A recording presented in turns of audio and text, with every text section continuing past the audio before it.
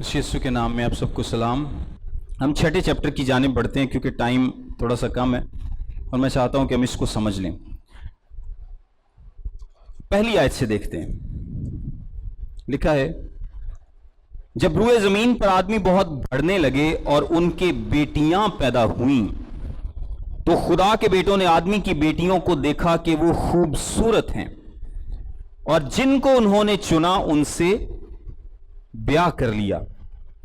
तब खुदावंद ने कहा कि मेरी रूह इंसान के साथ हमेशा मुजाहिमत ना करती रहेगी, क्योंकि वो भी तो बशर है, तो भी उसकी उम्र 120 बरस की होगी। उन दिनों में जमीन पर जब बार थे और बाद में जब खुदा के बेटे इंसान की बेटियों के पास गए तो उनके लिए उनसे औलाद हुई। यही कदीम जमाने के सूरमा हैं जो बड़े नामवर हुए हैं।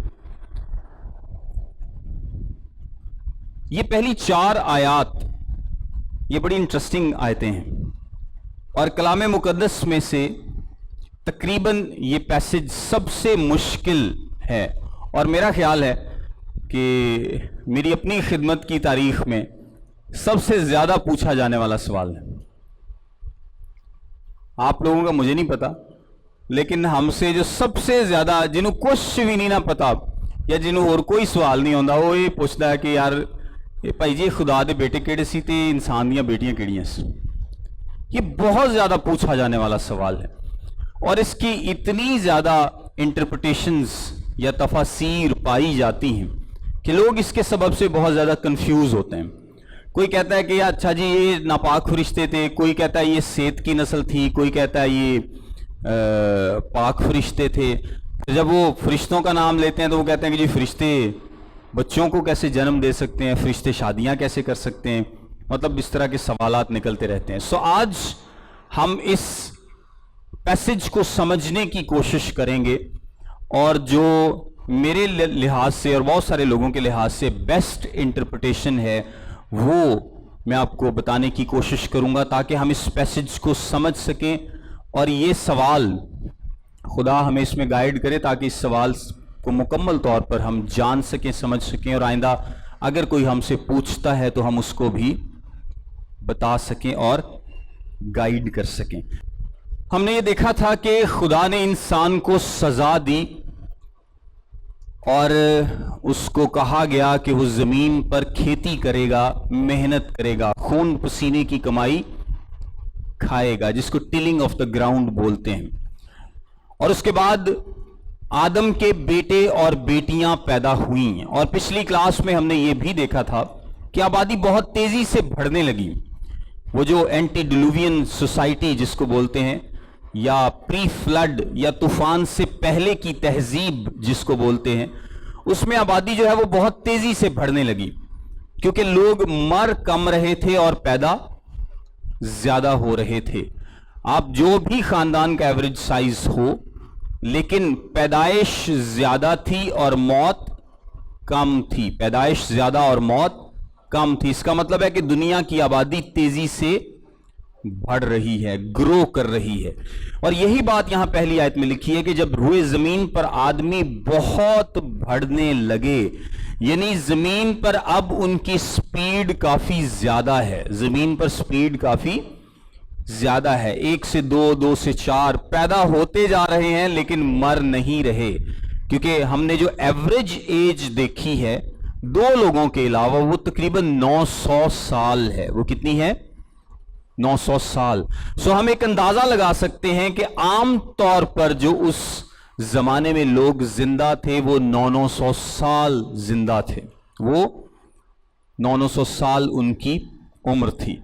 सो जब आपकी इतनी ज्यादा उम्र है और आप बहुत सारी चीजों में तरक्की भी कर रहे हैं और आबादी में भी तरक्की कर रहे हैं और ये आबादी बहुत ज्यादा बढ़ रही है और इस नस्ल में कायन और सेत दोनों की नस्लें शामिल हैं। कायन और सेत दोनों की नस्लें शामिल हैं और तहजीब इवन कि हमने देखा कि उसने शहर बसाया, शहर बस रहे हैं। वो लोग म्यूजिक सीख चुके हैं, वो लोग लोहे के औजारों से काम करना सीख चुके हैं, वो जानवरों को पालना सीख चुके हैं। बहुत कुछ उन लोगों ने सीख लिया है और आबादी बहुत तेजी से बढ़ रही है। और ये जो आबादी बढ़ने का तनासुब है اسی حساب سے, اسی تناسب سے ان کے ہاں گناہ بھی بڑھتا جا رہا ہے. آبادی کے ساتھ ساتھ گناہ بھی بڑھتا جا رہا ہے.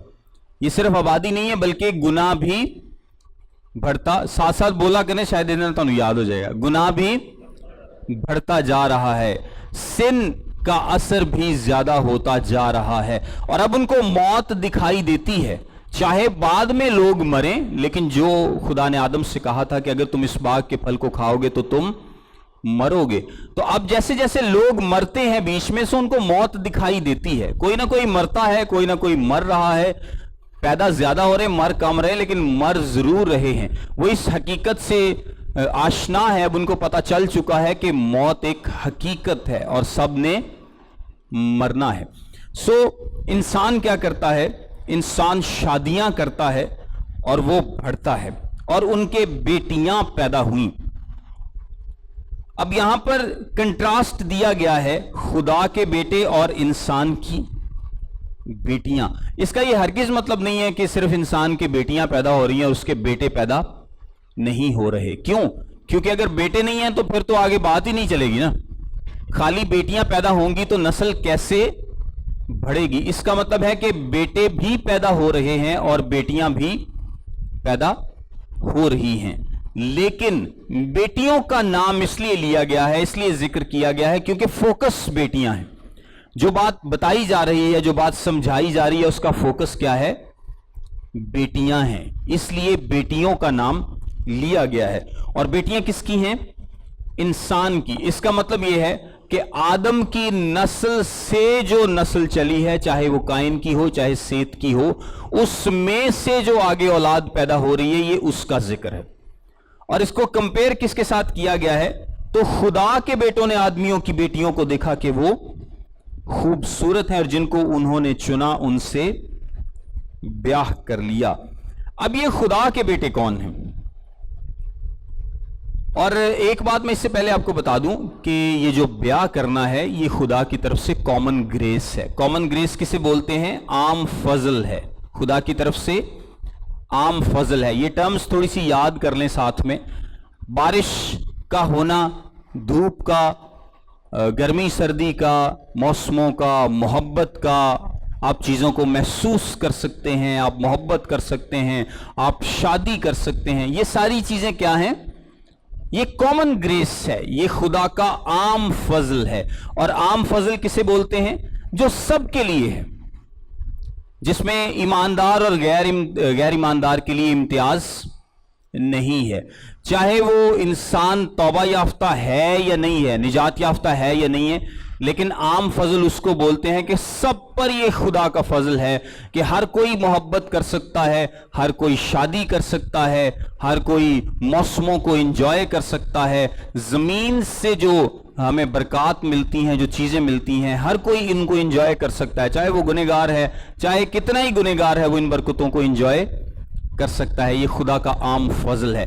سو خدا کا عام فضل اس دنیا پر اس وقت بھی تھا, اور شادی ایک عام فضل ہے. اور انفیکٹ کہا جاتا ہے کہ جتنے بھی عام فضل ہیں جو خدا نے اس دنیا پر کیے ہیں, شادی ان میں سے بہترین ہے. شادی ان میں سے بہترین رشتہ ہے جس کو انسان انجوائے کر سکتا ہے یا جس میں وہ خوش رہ سکتا ہے.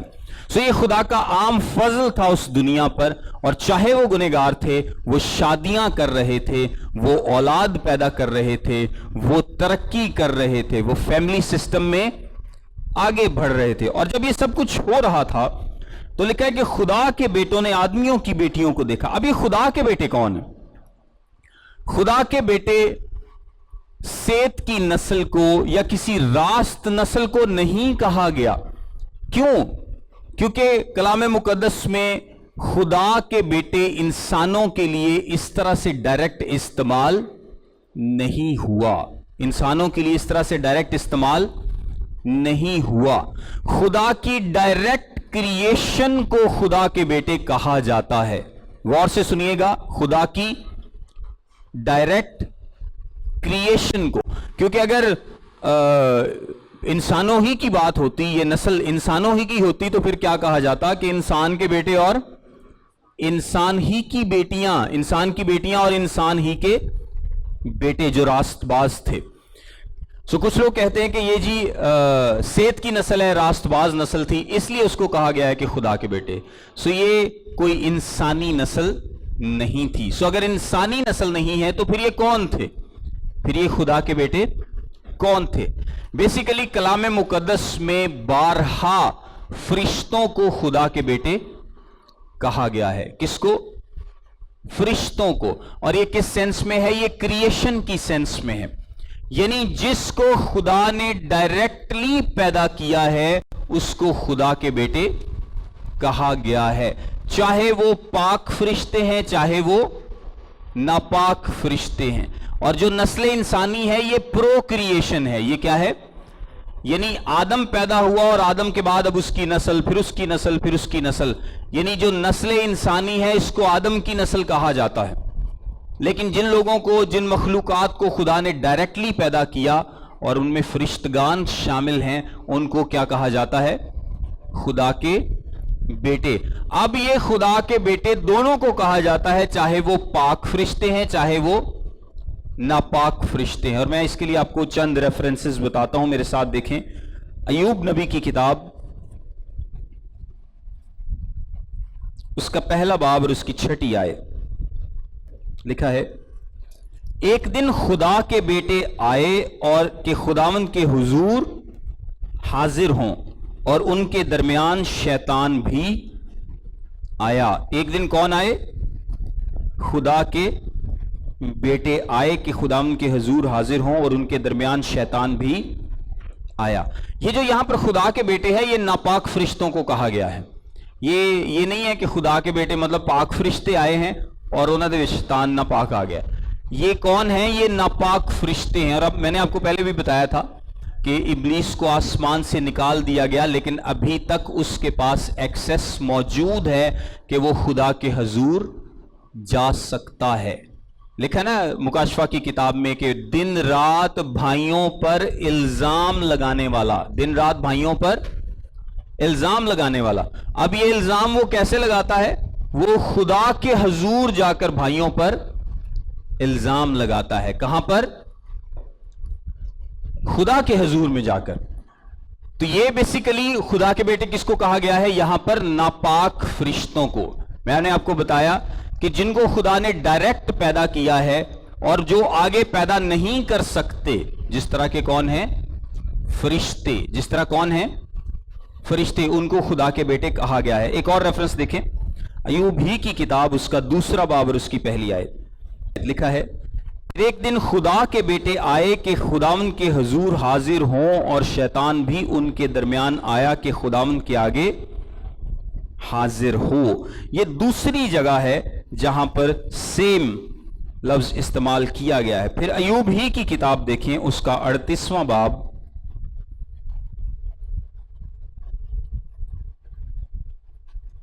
सातवीं आयत, लिखा है, जब सुबह के सितारे मिलकर गाते थे और खुदा के सब बेटे खुशी से ललकारते थे। खुदा के सब बेटे खुशी से ललकारते थे। यहां पर खुदा के बेटे किनको कहा गया है? फरिश्तों को। किसको? फरिश्तों को। सितारे भी, सुबह के सितारे भी फरिश्तों को कहा गया है और खुदा के बेटे भी फरिश्तों को कहा गया है। एक और रेफरेंस मेरे साथ देखें,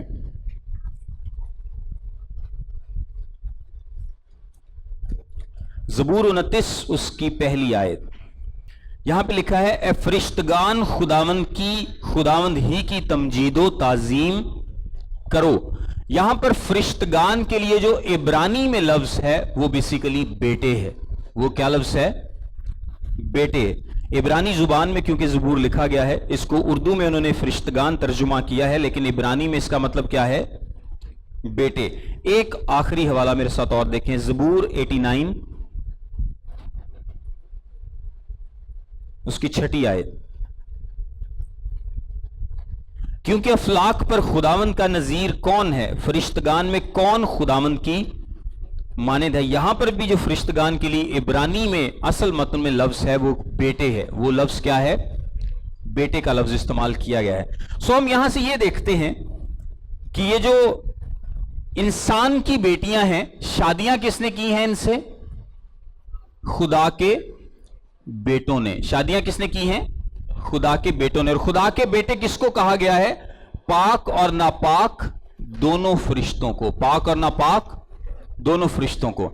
अब ये जो हरकत इन फरिश्तों ने की है, ये बेसिकली पाक फरिश्तों की नहीं है। ये बेसिकली पाक फरिश्तों की नहीं है, ये नापाक फरिश्तों की है। सो यहां पे हम इस बात तक क्लियर हैं कि नापाक फरिश्ते हैं जिनका जिक्र किया गया है कि उन्होंने इंसान की बेटियों से शादी की है। लेकिन फरिश्ते तो रूहें हैं। फरिश्ते तो क्या हैं? रूहें हैं। यीशु मसीह ने भी बताया था कि उनके खून और हड्डी गोश्त नहीं होता।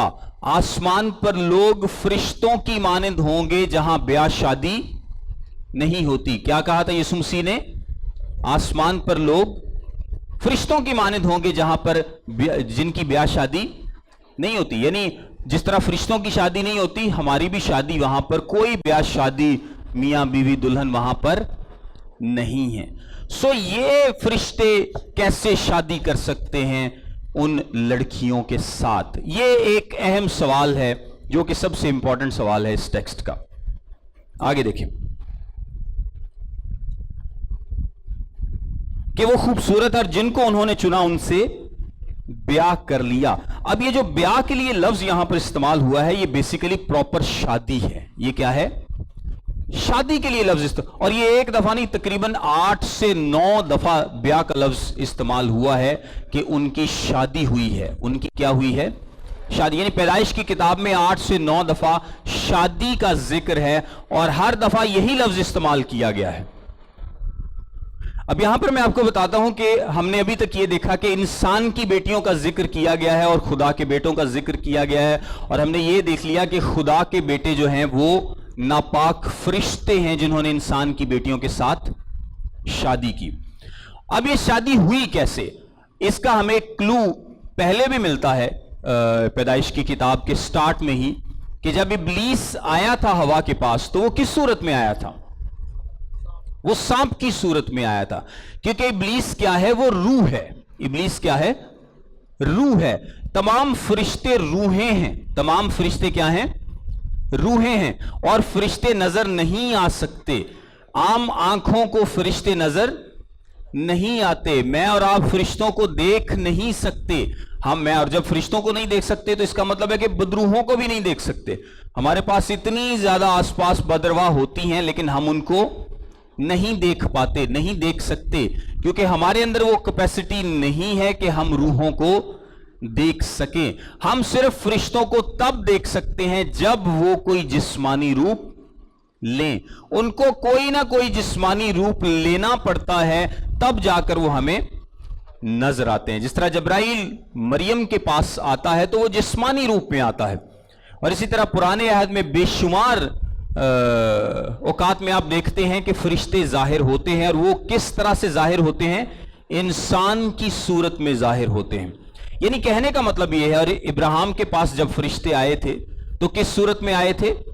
इंसान की सूरत में आए थे। और इवन कि उन्होंने खाना भी खाया था। सो इसका मतलब यह है कि फरिश्तों को इंसानों को नजर आने के लिए किस चीज की जरूरत है? बदन की जरूरत है। और इब्लीस को भी बदन की जरूरत है, वरना वो हवा को भी नजर ना आता। वो हवा को भी नजर ना आता।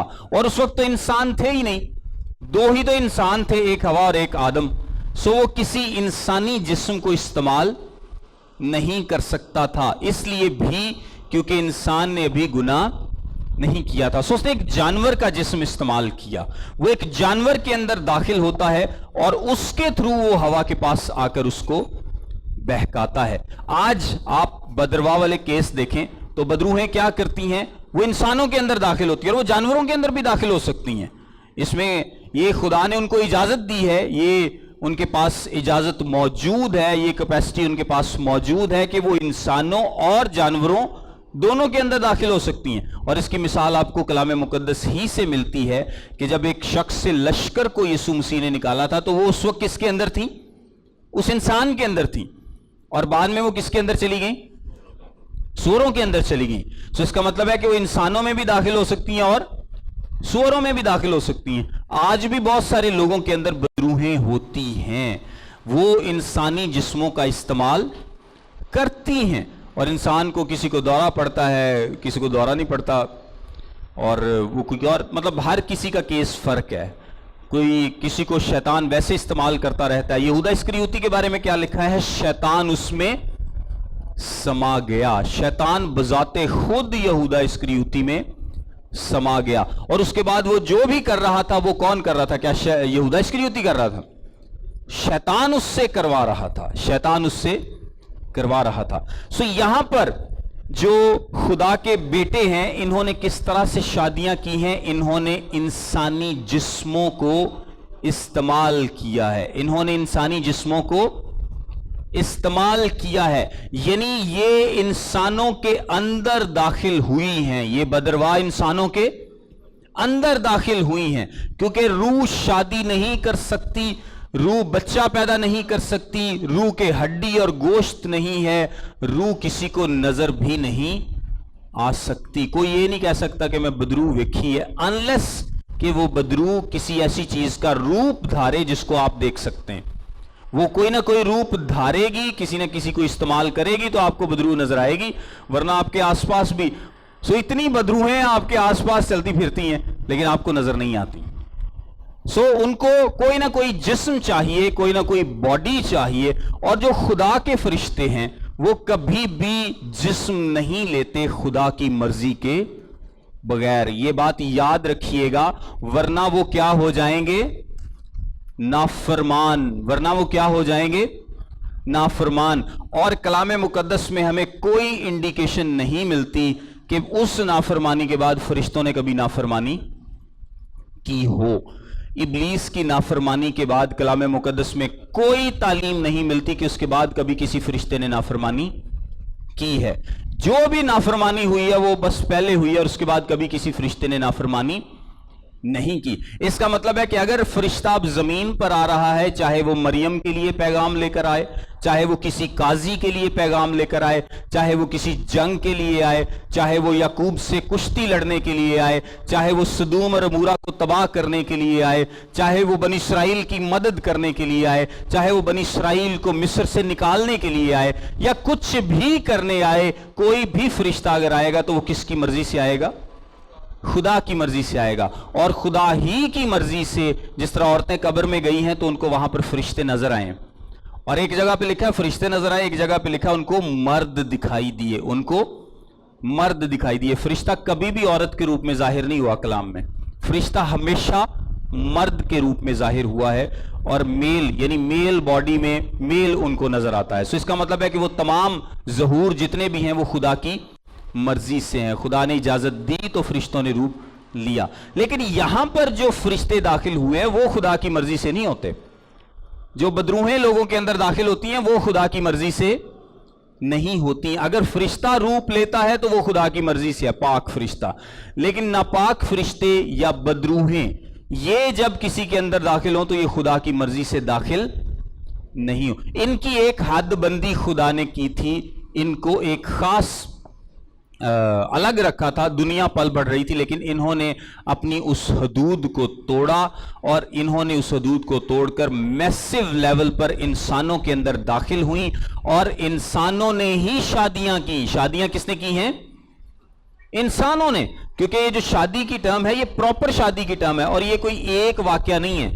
یہ جو ٹیکسٹ یہاں پہ لکھا ہے نا کہ خدا کے بیٹوں نے آدمیوں کی بیٹیوں کو دیکھا اور وہ خوبصورت ان سے بیاہ کر لیا, یہ جو کنسٹرکشن ہے اس کا مطلب ہے کہ یہ لگاتار ہو رہا تھا, یہ لگاتار ہو رہا تھا. یہ کوئی ایک وقت کا ایونٹ نہیں ہے کہ جی ایک وقت میں وہ فرشتے آئے ہیں ناپاک اور وہ آدمیوں کے جسموں میں داخل ہوئے ہیں اور ان آدمیوں نے آگے انسان کی بیٹیوں سے شادی کی. اب یہ ان ناپاک فرشتوں کا ہی کیوں ذکر لکھا ہے کہ انہوں نے شادی کی؟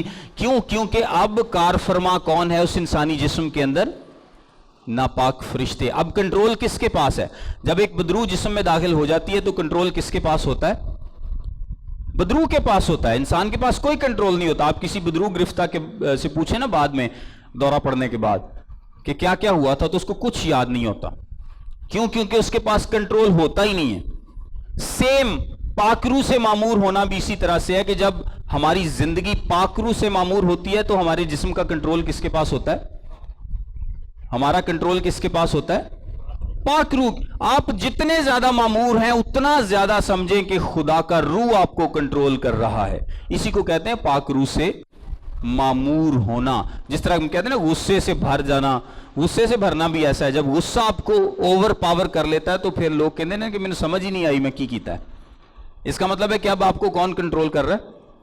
غصہ کنٹرول کر رہا ہے. اب آپ کے اپنے سینسز نہیں ہیں بلکہ غصہ آپ کو کنٹرول کر رہا ہے. اسی طرح جب یہ بدروحیں انسان کے اندر داخل ہوئیں، شادیاں انسانوں نے ہی کی ہیں لیکن اس کے پیچھے کار فرما کون تھا؟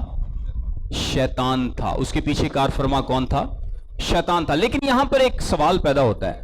سوال یہ ہے کہ جب انسان ہی شادیاں کر رہے ہیں اور پیدا بھی انسان ہی ہو رہے ہیں. اگر آپ اگلی آیت دیکھیں تو لکھا ہے تب خداوند نے کہا میری روح انسان کے ساتھ ہمیشہ مزاحمت نہ کرتی رہے گی کیونکہ وہ بھی تو بشر ہے. یہاں پہ 2 دفعہ کیا لکھا ہے؟ انسان کے ساتھ مزاحمت نہ کرے گی کیونکہ وہ بھی تو کیا ہے؟ بشر ہے. اس کا مطلب ہے کہ جو لوگ پیدا ہوئے وہ کون ہیں؟ انسان ہی. اب کسی بدروح کسی بندے کے اندر داخل ہو جائے، اس کے جسم کو استعمال کرے اور وہ کسی سے شادی کر لے، بچہ پیدا ہو، تو بچہ کیا پیدا ہوگا؟ انسان ہی پیدا ہوگا. وہ ابلیس کے انفلوئنس کے نیچے ہوگا، اس کے اثر کے نیچے ضرور ہوگا. وہ خاندان کا خاندان ابلیس کے اثر کے نیچے ہوگا لیکن ہوگا وہ انسان ہی. ہوگا وہ انسان ہی. کیونکہ ابلیس کو یہ طاقت نہیں دی گئی کہ وہ کریٹ کر سکے یا تخلیق کر سکے. آپ اس بات کو غور سے سمجھیے گا کہ ابلیس کے پاس یہ طاقت نہیں ہے کہ وہ کسی چیز کو پیدا کر سکے یا تخلیق کر سکے. یہ صرف خدا کے پاس تخلیق کی پاور ہے. اور اگر ابلیس کوئی جسم بنائے گا، اگر وہ کسی جسم میں داخل ہونا چاہتا ہے تو اس کا مطلب ہے کہ وہ جسم بنائے گا، تو جسم تو وہ نہیں بنا سکتا. سو اس کا مطلب یہ ہے کہ پہلے سے جو جسم بنائے گئے ہیں ان جسموں میں وہ داخل ہوگا، ان جسموں کو وہ استعمال کرے گا. لیکن یہاں پر جو انٹرسٹنگ بات ہے کہ آخر انسانوں نے اجازت کیوں دی؟ انسانوں نے کیوں اجازت دی کہ وہ ابلیس اتنے بڑے لیول پر انسانوں کے اندر داخل ہو؟ آج بھی بدروحیں انسانوں کے اندر داخل ہوتی ہیں لیکن اتنے بڑے لیول پر نہیں ہوتی جس طرح سے یہاں پر لکھا گیا ہے. اتنے بڑے لیول پر ایسا نہیں ہوتا. آپ نے کبھی ایسا نہیں دیکھا ہوگا کہ پورا گاؤں، جناب پورے گاؤں کے اندر بدروح ہے، سب کو حاضری ہوتی ہے. ایسا دیکھا کبھی آپ نے؟ میرا خیال ہے اگر آپ اپنے رشتہ داروں پر بھی غور کریں تو شاید آپ کو کوئی 1-2 رشتہ دار ملے گا جس کے اندر کوئی حاضری ہوتی ہے یا جس کو بدروح کنٹرول کرتی ہے. کوئی 1-2، شاید وہ بھی نہیں. شاید آپ میں سے بہت سارے لوگوں نے کبھی بدروح والا کیس لائیو دیکھا ہی نہ ہو. کتنے لوگ ہیں جنہوں نے آج تک بدروح والا کیس نہیں دیکھا؟ لائیو نہیں دیکھا جنہوں نے؟ اس کا مطلب کافی سارے لوگوں نے یہاں دیکھا ہے. انٹرسٹنگ. سو جب شیطان ہوا کے پاس آیا تھا تو اس نے ہوا کو کیا کہا تھا؟ اس نے کہا تھا کہ تم نہ مرو گے، تم نہ مرو گے بلکہ تم خدا کی مانند بن جاؤ گے. شیطان آج انسان کو کیا کہتا ہے؟ ویسے آج بھی اگر آپ دیکھیں تو انسان کس کوشش میں ہے؟ وہ ہر ممکن کوشش میں ہے کہ موت سے جان چھڑا سکے. موت ایک حقیقت ہے.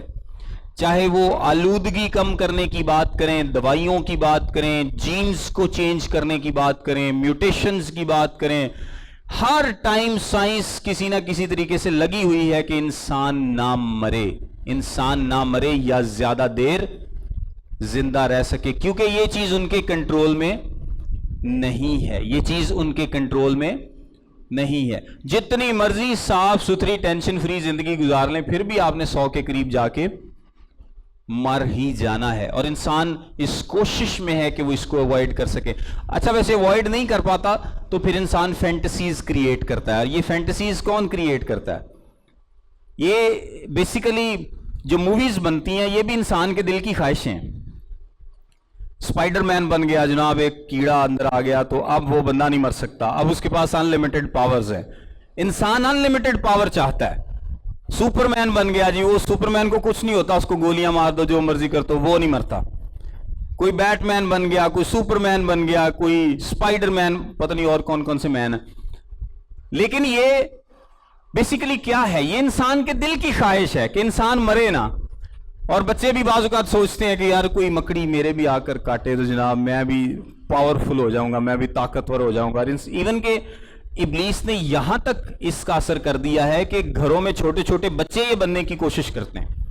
تو یہ فینٹیسیز بیسیکلی کیا ہیں؟ یہ انسان کے دل کی خواہشات ہیں. وہ مرنا نہیں چاہتا, وہ چاہتا ہے کہ وہ بس ابدی ہو, اس کو نجات مل جائے. کچھ لوگ یا وہ کسی اور ہی ریلم میں داخل ہو جائے, وہ موت سے بچ جائے. پھر کچھ لوگ کہتے ہیں کہ جی وہ منکس جو ہیں وہ بن جائیں, ساری عمر وہ ویرانوں میں زندگی گزاریں تو وہ روحانیت کے ایک اور ہی لیول پر پہنچ جائیں گے, پھر ان کو موت کچھ نہیں کہہ سکے گی. مورمن چرچ, جو مورمن ایک مرتد کلیسیا ہے, وہ بھی یہی کہتے ہیں کہ جی آپ مورمن بن جائیں اور پھر آپ ایک خاص پروسیس میں سے گزریں گے تو پھر آپ پر موت کا کوئی اثر نہیں ہوگا, بلکہ آپ خدا بن جائیں گے, ایک سیارے کے خدا بن جائیں گے. یسوع مسیح بھی اسی طرح سے خدا بن گیا تھا اس سیارے کا, زمین کا. اور یہ کوئی نئی بات نہیں ہے. پہلے مصری وہ بھی اس طرح کی کوشش کرتے تھے, یونانی بھی اس طرح کی کوشش کرتے تھے.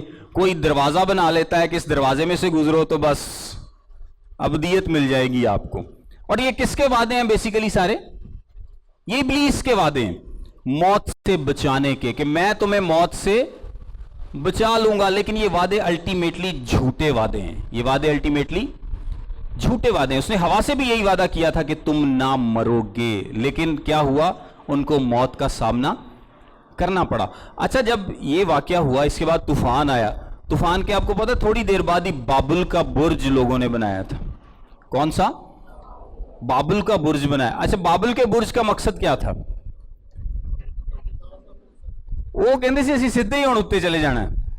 مقصد یہ ہے کہ ہم مرنا نہیں چاہتے, ہم سیدھا ہی آسمان پر جانا چاہتے ہیں, ابدیت پانا چاہتے ہیں, نجات مل جائے, موت سے جان چھوٹ جائے, کسی نیکسٹ روحانی لیول میں داخل ہو جائیں.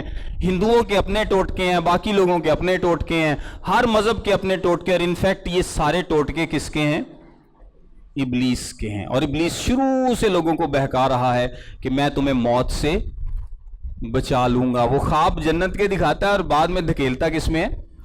جہنم میں. کیونکہ وہ تو کبھی کسی کو نہیں کہے گا کہ ہوا میں چاہتا ہوں کہ تم یہ پھل کھا لو تاکہ تم مر جاؤ.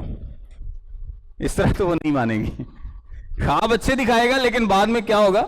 وہ اچھی راہ نظر آ رہی ہوگی لیکن اس کی انتہا میں کیا ہوگی؟ موت ہوگی. اس کی انتہا میں کیا ہوگی؟ موت ہو. یہی کام اس نے ہوا سے کیا, اور کہا جاتا ہے کہ یہی کام اس نے بعد میں ان لوگوں سے کیا.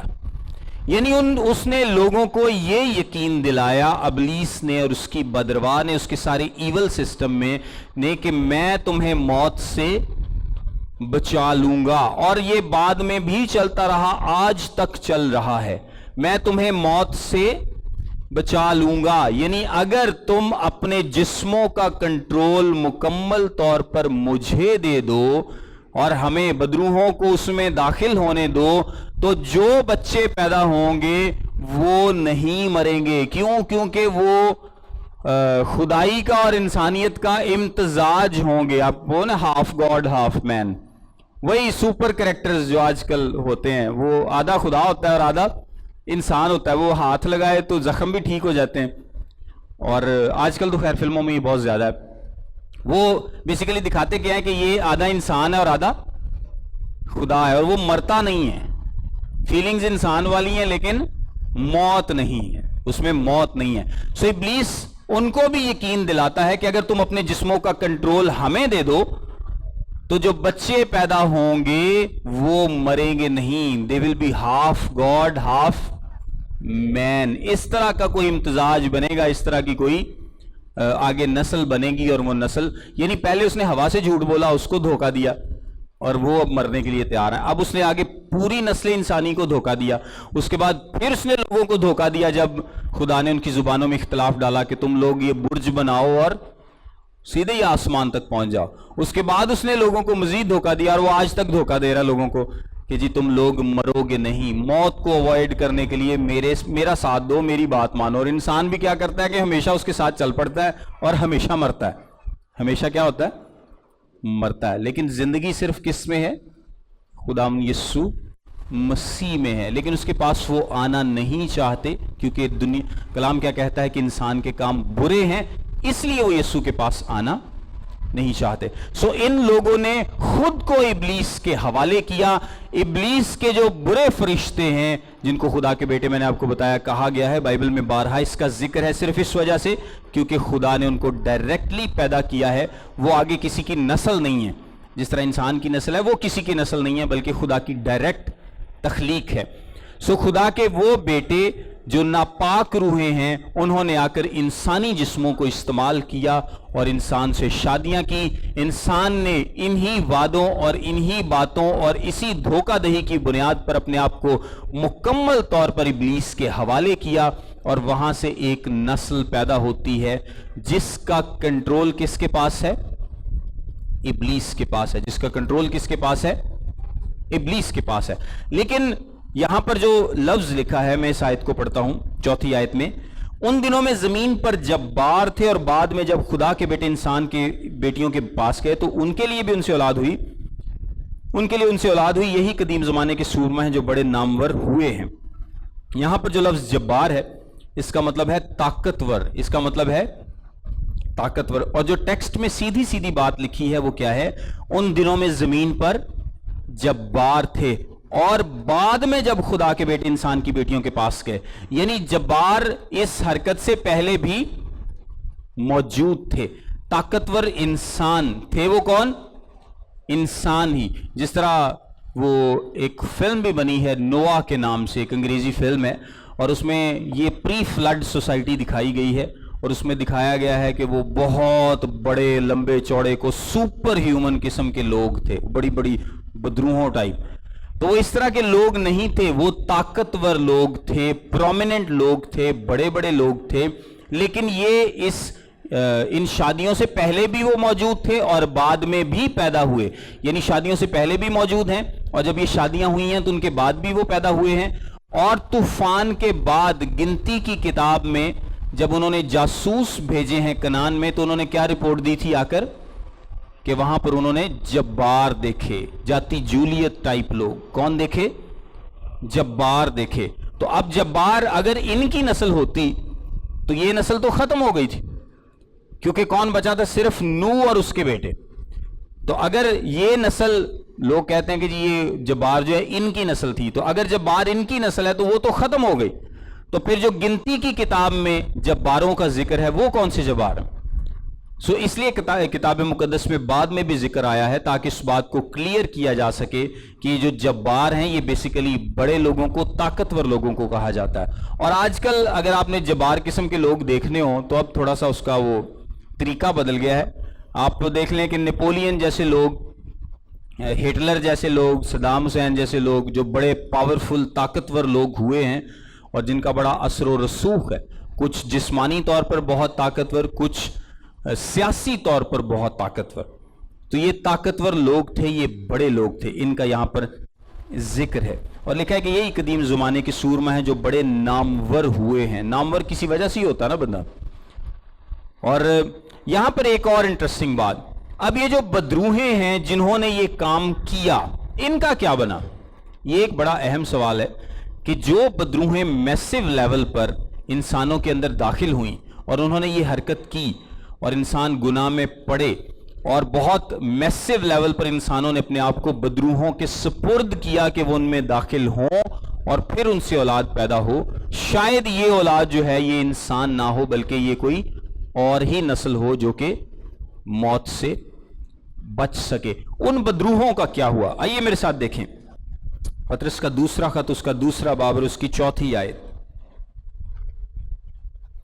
लिखा है, क्योंकि जब खुदा ने गुनाह करने वाले फरिश्तों को ना छोड़ा बल्कि जहन्नुम में भेज कर तारीक गारों में डाल दिया ताकि अदालत के दिन तक हिरासत में रहें। ये कौन से फरिश्ते हैं जिनका पैदाइश की किताब में जिक्र है? पतरस क्या बता रहा है इनके बारे में कि जब खुदा ने गुनाह करने वाले फरिश्तों को ना छोड़ा बल्कि जहन्नुम में भेजकर तारीक गारों में डाल दिया ताकि अदालत के दिन तक حراست میں رہے، نہ پہلی دنیا کو چھوڑا بلکہ بے دین دنیا پر طوفان بھیج کر راست بازی کے منادی کرنے والے نوح کو ماں اور 7 آدمیوں کے بچا لیا۔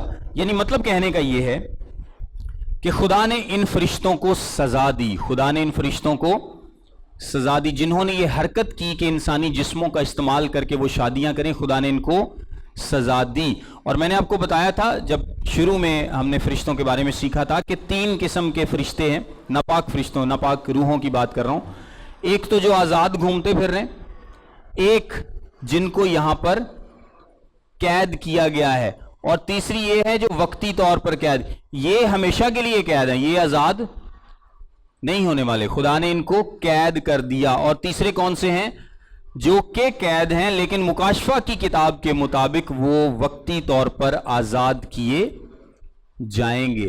یعنی دریائے فرات اور اس اتھاہ گھڑے میں سے فرشتے ناپاک روحیں نکلیں گی جب دنیا کا آخر ہوگا۔ اور ایک اور واقعہ آپ کو یاد ہوگا جب بدرو یسوع مسیح کو کیا کہتی ہے کہ مجھے اتھاہ گھڑے میں جانے کا حکم نہ دے، یاد ہے آپ کو یہ بات؟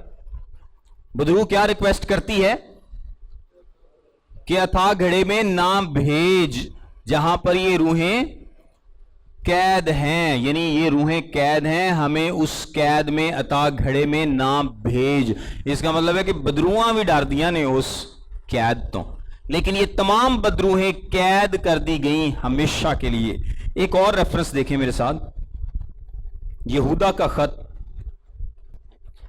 اس کی 5ویں آیت، یہودا کا خط، اس کا ایک ہی باب ہے اور اس کی 5ویں آیت لکھا ہے، پس اگرچہ تم سب باتیں ایک بار جان چکے ہو تو ابھی یہ بات تمہیں یاد دلانا چاہتا ہوں کہ خداوند نے ایک امت کو ملک مصر میں سے چھڑانے کے بعد انہیں ہلاک کیا جو ایمان نہ لائے۔ 6 آیت میں لکھا ہے، اور جن فرشتوں نے اپنی حکومت کو قائم نہ رکھا بلکہ اپنے خاص مقام کو چھوڑ دیا، ان کو اس نے دائمی قید میں تاریکی کے اندر روز عظیم کی عدالت تک رکھا ہے، روز عظیم کی عدالت تک رکھا ہے۔ یعنی جن فرشتوں نے اپنی حدود کو کراس کیا، جن فرشتوں نے اپنی حدود کو کراس کیا، خدا نے ان کو قید کر دیا اور یہ روز عظیم کی عدالت تک قید میں رہیں گے۔ ایک اور ریفرنس تھا، اگر مجھے مل جائے تو میں آپ کو بتاتا ہوں، پہلا پطرس اس کا 3 باب اور اس کی 18ویں آیت، یہاں پہ لکھا ہے، اس لیے کہ مسیح نے بھی یعنی راست باز نے ناراستوں کے لیے گناہوں کے باعث ایک بار دکھ اٹھایا تاکہ ہم کو خدا کے پاس پہنچائے۔ وہ جسم کے اعتبار سے تو مارا گیا لیکن روح کے اعتبار سے زندہ کیا گیا۔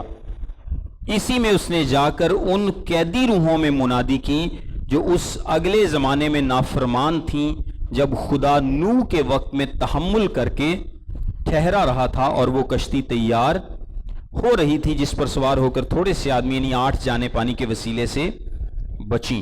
اب بہت سارے لوگ یہ کہتے ہیں کہ شاید جب خدا یسوع مسیح اپنی جسمانی موت کے بعد قیدی روحوں میں منادی کرنے گئے تو یہ قیدی روحیں وہ ہیں جو پہلے دنیا میں لوگ تھے ان میں منادی کرنے گئے ہیں جنہوں نے توبہ نہیں کی تھی۔ تو یہ وہ لوگ نہیں ہیں بلکہ یہ جو روحیں، میں نے پہلے آپ کو بتایا گیا کہ روحیں لفظ کس کے لیے استعمال ہوتا ہے؟